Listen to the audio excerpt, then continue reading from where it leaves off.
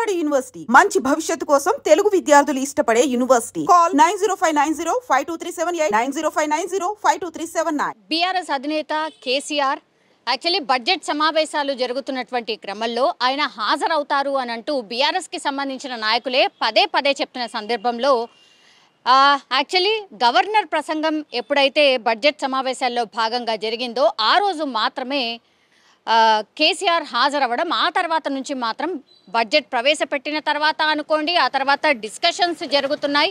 Assembly సమావేశాలు చాలా వేడిగా జరుగుతున్నటువంటి సందర్భంలో, మాటల యుద్ధం జరుగుతున్నటువంటి సందర్భంలో అన్ని విషయాల్లో మీ నాయకుడు మాకు సజెషన్ ఇవ్వాల్సిందిగా కోరుతున్నామంటూ కూడా పదే పదే కాంగ్రెస్ పార్టీ చెప్పినప్పటికీ కూడా ఇంతవరకు కేసీఆర్ అసెంబ్లీ వైపు చూడనటువంటి సిచ్యువేషన్. సో ఒకవైపు ఈ విమర్శలు ఉన్న నేపథ్యంలో ఈరోజు కొత్తగా సిద్దిపేట కలెక్టరేట్ నుంచి గజ్వేల్కి సంబంధించిన నాయకులు వాళ్ళు సీఎం రేవంత్ రెడ్డిని కలవడం జరిగింది. అసలు గజ్వేల్కి సంబంధించిన ఎమ్మెల్యే కేసీఆర్ అసలు మేము ఎందుకు ఎన్నుకున్నాం, ఆయన మా సమస్యల్ని మీ దృష్టికి కానీ అసెంబ్లీలో మాకు ఈ పరిస్థితి ఉంది, మాకు ఇవి కావాలి అని అంటూ కనీసం అడగట్లేదు. సో ఎందుకని ఆయన మాకు గజ్వేల్కి సంబంధించిన ఎమ్మెల్యేగా ఎందుకు ఉండాలి అని అంటూ ఒక వినతి పత్రాన్ని రాసుకొచ్చి సీఎం రేవంత్ రెడ్డికి ఇవ్వడమే కాదు, రాజ్ భవన్కి వెళ్ళి ఈవెన్ గవర్నర్కి ఇవ్వడానికి కూడా వెళ్తున్న సందర్భం అయితే కనిపిస్తోంది. సో ఇది రాజకీయంగా ఒక చర్చనీయాంశంగా మారిపోయింది. ఎందుకంటే ప్రతిపక్ష హోదా కలిగినటువంటి అట్లాగే ప్రతిపక్ష నాయకుడుగా అసెంబ్లీకి ఉన్నటువంటి కేసీఆర్ మాత్రం ఇంతవరకు కూడా అసెంబ్లీ వైపు చూడకపోవడం, అసెంబ్లీలో ఎంత సీరియస్ డిస్కషన్ ఉన్నా సరే ఆయన హాజరు కాకపోవడం, అట్లాగే మొన్న కూడా ఒక సందర్భంలో చెప్పిర్రు 50 లక్షలు ఇప్పటి వరకు ఆయనకు జీతం రూపంలో తీసుకున్నాడు, అయినా సరే అటు గజ్వేల్లో కనిపించట్లేదు, ఇటు ఇక్కడ కనిపించట్లేదు. మరి ఎందుకని, గజ్వేల్కి అసలు ఏం న్యాయం జరుగుతుంది, లేదంటే అసలు ఆయన ఎమ్మెల్యేగా ఎందుకు ఉండాలి, అట్లాగే ప్రతిపక్ష నాయకుడిగా ఆయనను ఎన్నుకున్నటువంటి బీఆర్ఎస్ పార్టీ దీనికి ఆన్సర్ చెప్పాలంటూ కూడా పదే పదే కాంగ్రెస్ పార్టీకి సంబంధించిన నాయకులు ప్రశ్నించినా ఇంతవరకు స్పందించిన సందర్భం అయితే లేదు. కేవలం గవర్నర్ స్పీచ్ రోజు మాత్రమే హాజరై ఆ తర్వాత మాత్రం ఇంతవరకు హాజరు కాలేదు.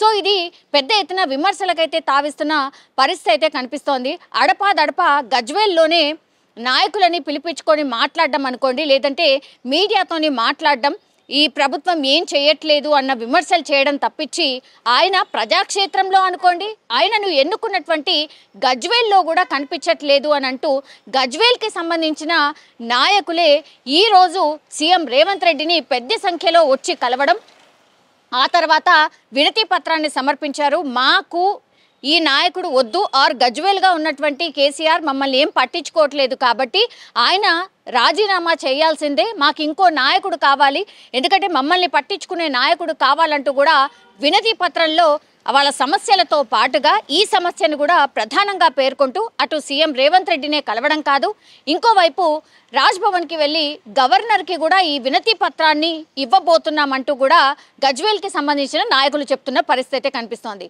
బీఆర్ఎస్ వర్సెస్ కాంగ్రెస్ ఈ పోరు నడుస్తున్నటువంటి సందర్భంలోనే ఇప్పుడు గజ్వేల్కి సంబంధించిన నియోజకవర్గ నాయకులు వచ్చి ఇట్లా రేవంత్ రెడ్డిని కలవడం, సీఎం రేవంత్ రెడ్డిని కలవడం, అట్లాగే గవర్నర్కి వెళ్ళి రిప్రజెంటేషన్ ఇవ్వడం అనేది ఇప్పుడు చర్చనీయాంశంగా మారిపోయింది. ఇంకా కూడా అంటే గజ్వేల్ ప్రజలే నిన్ను ఆదరించట్లేదు, గజ్వేల్ ప్రజలే మిమ్మల్ని వద్దు అంటున్నారు అని అంటూ ఇంకో అస్త్రాన్ని ఇప్పుడు కాంగ్రెస్ పార్టీకి అందించినట్టు అయింది.